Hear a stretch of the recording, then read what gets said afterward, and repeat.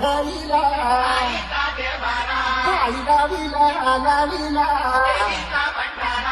लिंबाचा बांधीला तुझी फडून गळवटी आई गोंधळ मांडीला ये ग तुझा घरा कोळी घरीला घरीला आईचा व्यवहारा